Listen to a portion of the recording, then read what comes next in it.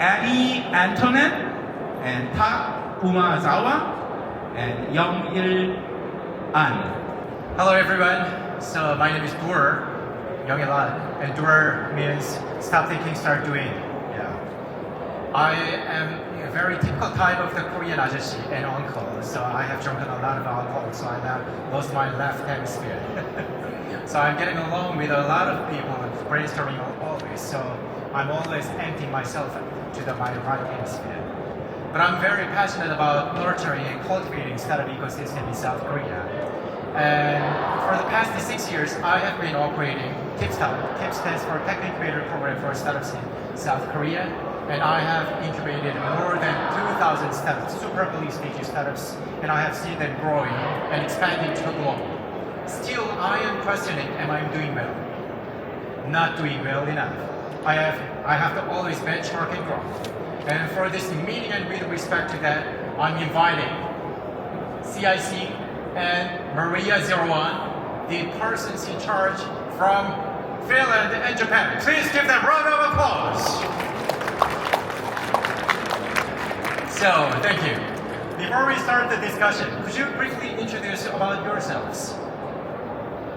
Yeah, I can go first. Really pleased to be here. My name is Anni Attonen. I work as a COO at Maria01, which is a startup hub / community that we operate in the center of Helsinki in Finland. We've been in operation for around 8 years, and through that we have had 6,000 roughly startups pass through our walls, so to say. We're actually located in an old hospital that was turned into a startup campus when we noticed that the startup ecosystem in Helsinki started booming, and they actually wanted to have a physical location where they can come together. So basically we offer space for startups, but mainly we actually nurture a community of different stakeholders within the startup ecosystem to support their growth paths. Please. Hi, I'm Tak Umazawa, coming from Tokyo. I'm the chairperson of CIC Japan. CIC stands for Cambridge Innovation Center, Cambridge in Massachusetts, United States. CIC has large-scale startup centers in the city center location in 10 cities across the globe so far. The Tokyo site we opened 4 years ago amidst the Corona pandemic was the first Asian site for CIC. We are now in preparation for opening the second site in Japan, in Fukuoka, the western part of Japan. And we are also in negotiation with several other property developers to open maybe the third and the fourth site in other cities in Japan. CIC Tokyo, as of today, is Japan's largest startup campus, but in size-wise, actually, we are not comparable to yours as well as Maria's 01. But we host about 330 organizations on the 2 floors of a large building in the city center of Tokyo. And we focus on building a real community. So it's a large shared office service, but at the same time, probably similarly to Maria's case, we provide various networking and learning opportunities for those entrepreneurs as well as people who like to collaborate with startups or people who like to invest in startups. So far, on average, we have done about 200 various events every year, even during the time of Corona pandemic. That includes startup pitches, investor days, networking events, and various acceleration programs. Maybe I'll touch upon more detail later. So, as I have explained at the backstage, South Korean government is about to establish our own startup hubs in Hongdae and Busan metropolitan city. And the main single and most important purpose of why we are doing this is it surely impacts the economy and surely impacts for startup ecosystem as well. So what has been most critical and significant impacts that you have generated in your own regions? Please, is there any first? Yeah, we annually do an impact report where we actually study how our startups have impacted the ecosystem, especially as we are partly owned by the city of Helsinki. They're very interested in how much we're actually contributing to the economy. So I would say that one of the metrics that we're very proud of is that throughout the 7 years, as we're still 1 year behind in the statistics, that startups have raised around 917 million euros in VC funding, which is very good numbers seeing as they're very early stage companies. So they've been able to attract especially foreign funding to Finland. Actually, a lot of people don't find startups to be a very interesting employer because they find it to be very risky. But actually, our startups are also employing a lot of people. So we've had over 10,000 people work for our startups throughout. So those are the metrics that we are mostly looking into, but of course there is different kinds of impact, like for example, attracting foreign capable employees to Helsinki, inspiring young people to be entrepreneurs and so forth. Yeah, thank you for the answer. What about you, Mr. Park? Mr. Park? Probably our biggest contribution so far is building a truly vibrant and largest innovator community in the center of Tokyo. Number-wise, we are still very young and we need to work harder to produce many unicorns, but in terms of capital equity investment into the companies we house at CIC, probably it's in the range of several $100 million. So still fairly modest. We really value 3 keywords to dramatically accelerate the growth of a startup ecosystem in Tokyo and in Japan. Keyword number 1 is deep tech and global. Deep tech and global. Global and diversity. Diversity. And I'll explain why. That's why we need in Korea. Yeah. Well, probably you have done, but yeah. In the past, the Japanese startup ecosystem has been really driven by 2 or maybe 3 types of startups. B2C smartphone applications, B2B SaaS, and gaming companies. And most of those companies were heavily focused on the domestic market. 2 years ago, the Japanese government announced a 5-year startup development plan with the direction from the Prime Minister.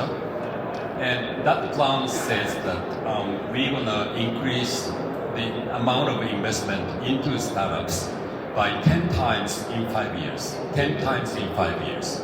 And to achieve that, those startups with a strong focus on domestic market probably wouldn't help much. So we need to really significantly expand the diversity of the startups and help them go global and grab a significant market share in the global market. And what types of startups could potentially do that? Our answer is deep tech. So that is why we say deep tech and going global. And to help them succeed in the global market, diversity is a necessity. So hence those 3 keywords. Okay, thank you very much for the answers. So the deep tech startup is one of those key initiatives to the South Korean government as well. That is why we are trying to establish our own deep tech startup hub in 2026 in Hongdae area. So no matter how many startups, no matter how deep tech startups we have, what it matters, maybe one of the most thing is cash in and cash out. The investors has to be there. And not only domestic sided investors, but also international investors should be around here in the startup ecosystem. So what has to be the magic sauce or strategic implementation plan for you two guys to invite global investors strategically? What was the real practices? Could you give me some tips, please? We're actually very lucky at Maria01 as the world's largest founder investor meetup is hosted annually in Helsinki. The Slush conference, hopefully you will be attending that at some point. So it actually this year brought over 4 trillion euros of investment capital into Helsinki. And the investors are traveling there from all over the world, especially from America, to visit the event. So that's usually when we host a lot of different events and meetups at our campus to get them there. And we also utilize that event to actually, organize meetings with them. So our entire team is there with the goal to just like meet up with investors to get them into our scope and our network. And I think one very important thing that we did in the beginning is that Maria01 was founded by the startup ecosystem, the founders and investors themselves. So from the beginning, we've had all the best and most important Finnish early stage VCs as part of the network. They're actually in-house tenants, so they have their offices at our campus as well. So these investors are also attracting foreign investors to, first of all, be interested in Finland in general, but also at Maria01. So I think like a very concrete tip would be to actually get your local investors heavily involved with the hubs and have them also promote you to their network, because investors also want to meet each other. Yeah, that's great. So, Mr. Tan, please.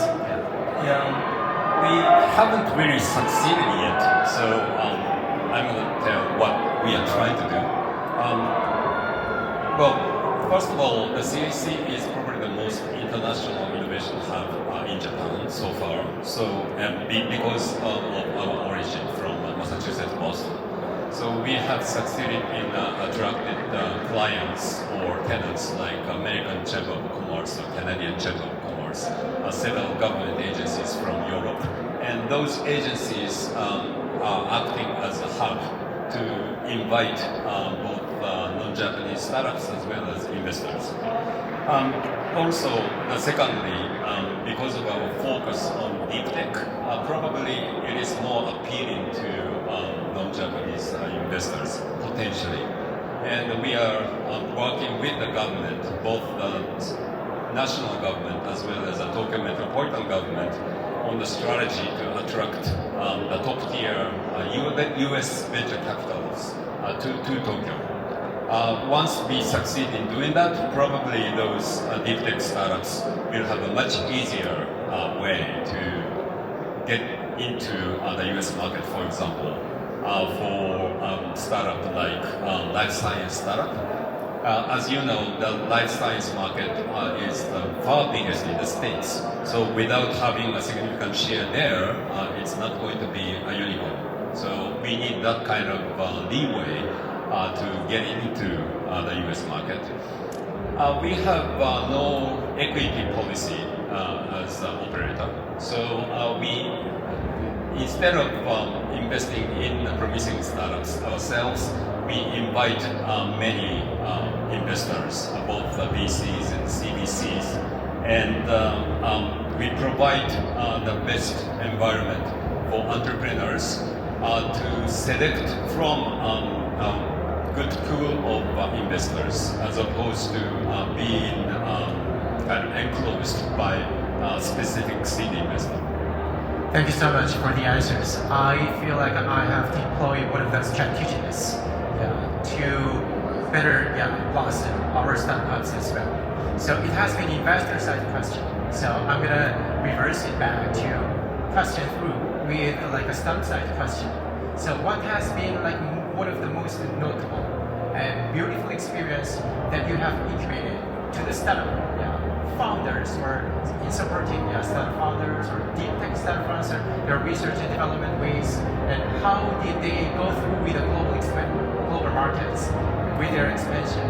And what do you think was one of the key factors that you have supported for the startups to go global? Ms. Annie, please. Okay, that's a very specific question. We have quite a lot of success stories. We don't really, at Maria01, we don't have our own incubator, we don't do projects. Basically, we're more of a platform where the most ambitious startups are screened to be there for maximum of 3 years, and it's on them to grow their network. We just enable that. We're bringing them educational sessions, peer-to-peer learning, connections, and possibilities to network. So we don't really hold their hands. But I would say, first of all, one very big success story is a company called Silo AI, which actually was just acquired by an American company for 600 million euros, which is actually the biggest AI acquisition in Europe. They're doing very well, and they were one of our early members at Maria01. But I think one that I've been following up a little bit more on is a company called DataCrunch, which is actually kind of a prime example of what we want Maria01 to actually be, because they started so that they had heard that Maria is a great place for people who started a company. So they founded their company in 2020. 2021, they decided they need to have an office. They came to Maria because they had heard great things about it.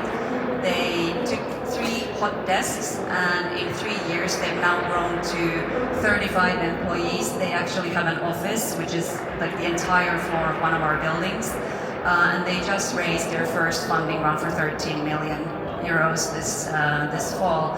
And they have been very active in the community from the beginning. They attend our sessions, they contact the other founders when they have problems to kind of learn peer-to-peer. They attend our afterworks, they help others out.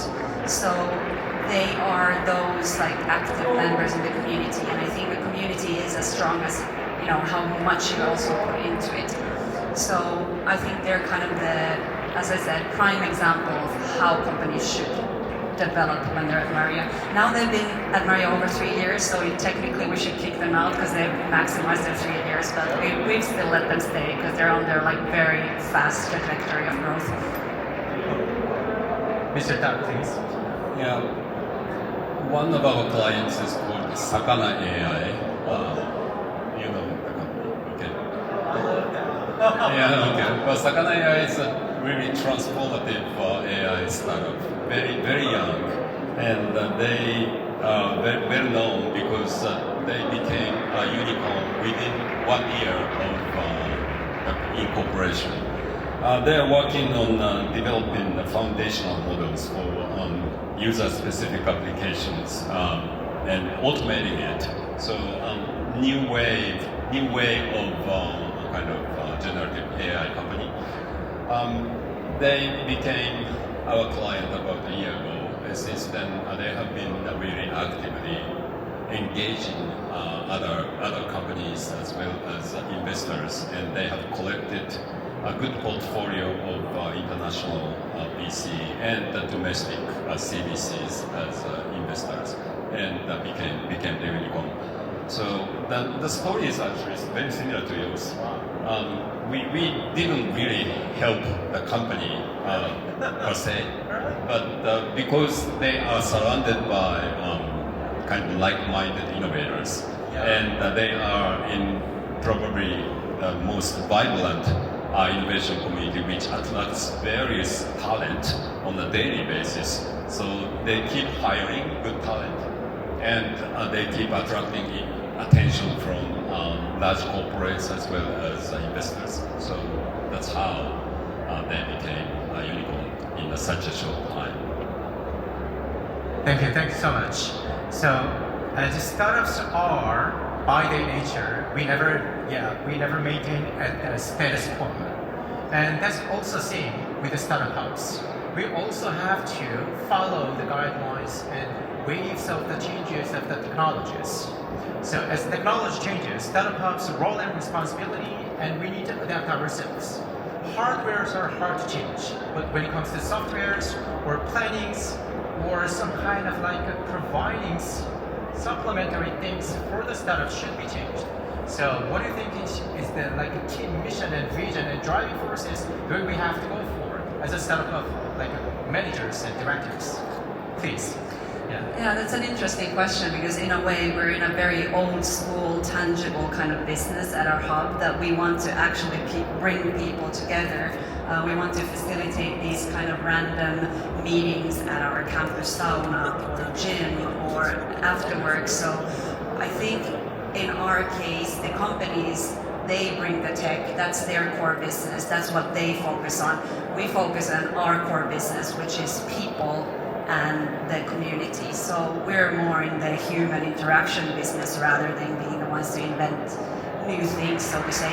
We try to facilitate with being a test bed for our startups. So usually if they have something that they want to pilot, we're usually the first ones to test it out. But as I said, I think it's more on the companies and their talent to be the ones to create the new innovations in tech, and we support them in that. Of course, it's important to stay on top of the trends and what's happening, so that when they need to be connected to somebody who knows about a specific topic, we know who that person is, but we're usually not the ones to give technical advice. Mr. Tak, please.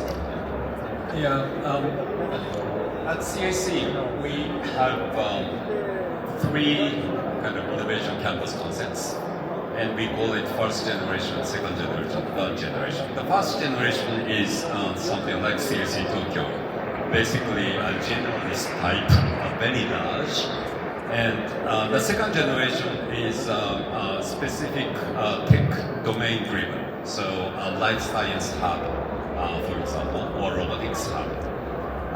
We also have the second generation innovation campuses in the States, and we are exploring opportunities actually in Asia too, especially about facility for biotech and life science companies with the shared wet lab facility as well as the shared office facility.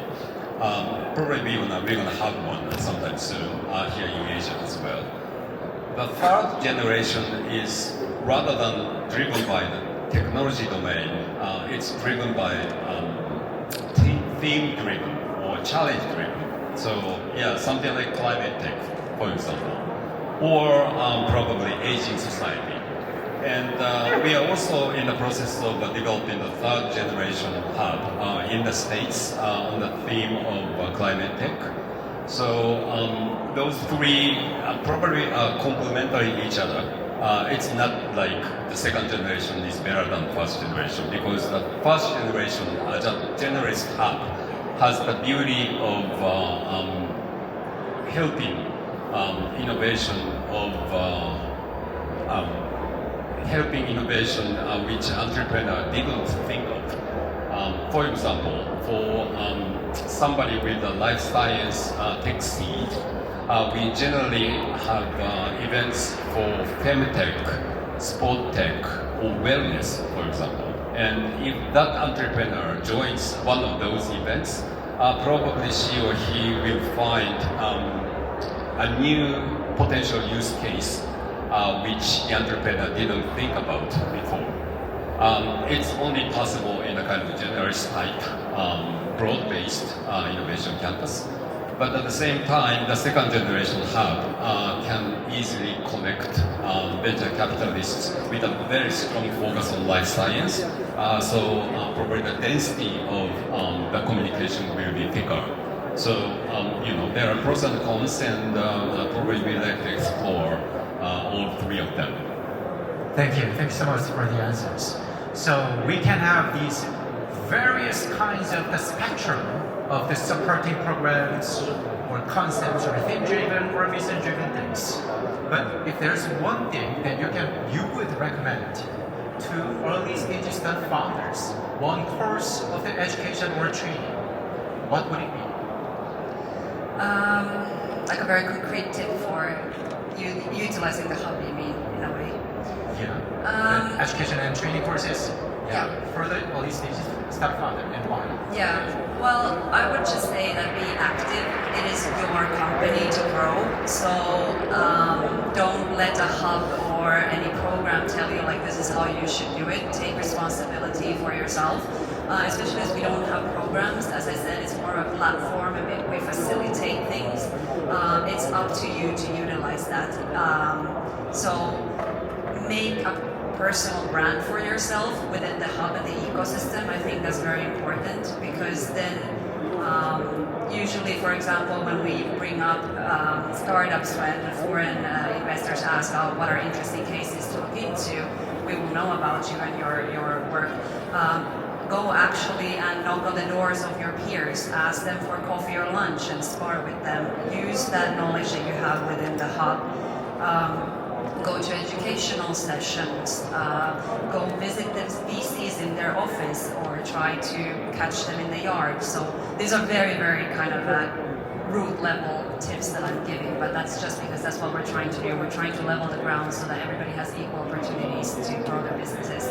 So be active. It is your company to grow. Don't Be expect active. be an active, yeah. It's like don't expect other people to hold your hand and bring you to the events that are really important to you or to meet the people that you should meet. You have to know who you have to meet and you should know what things are relevant for you in your specific stage and your specific track, so to say. Please, Mr. Tan. I fully agree with your advice. Maybe another thing we could offer at CIC Tokyo. So if you operate in Tokyo, we sent selected entrepreneurs to Boston on a program sponsored by the Japan's Cabinet Office, or JETRO, which is the METI's arm. And the purpose is really helping entrepreneurs to meet with the potential investors in the States or potential business partners in the States. So if you are an entrepreneur, let's assume in life science or robotics, with the global aspiration, probably that type of experience will really accelerate your company's growth. And I believe that Korea has many programs like that too.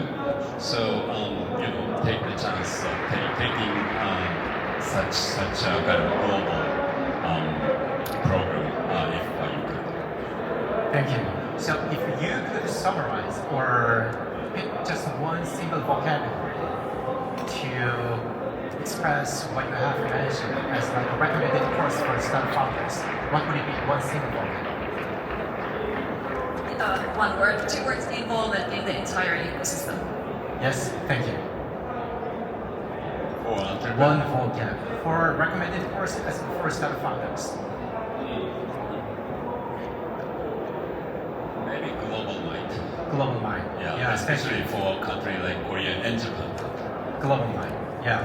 For me, it is communication. Passionate communication. So my last question goes, so since we are about to establish our startup hubs in Busan and Seoul, if you understand just a little bit about our situation of the South Korean startup ecosystem, yeah, you will answer it specifically. Otherwise, maybe you can answer it generally. So what do we have to do this well? The startup hubs in Hongdae and Busan. What do you propose? As a policymakers or executioners, practitioners, what would you propose? Please. I would first of all propose don't compete with each other. Try to create a Korean ecosystem rather than one in Busan, one in Seoul, or wherever, because I think you're stronger on a global market when you seem bigger than you are. Speaking from Finland of 6 million people.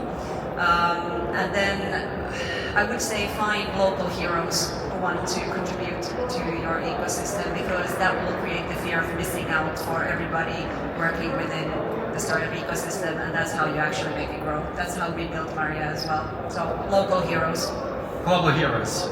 Thank you.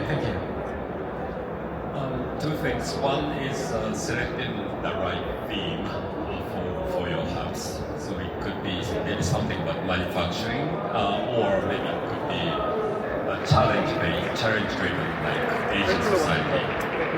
And the second advice is maybe leveraging the strength of the industry ecosystem you have, like big global leaders like Samsung and LG. Maybe the assets they have could be also a big help for startups coming from Korea. Thank you.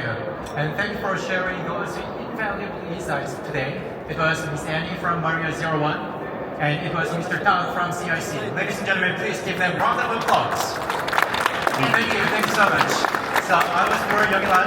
I'm in charge of running TIPS Town and TIPS program as well, and running the Global Startup Center in South Korea. If you have any question to me, about the South Korean startup policy, you can approach me. Yeah, thank you. Thank you so much.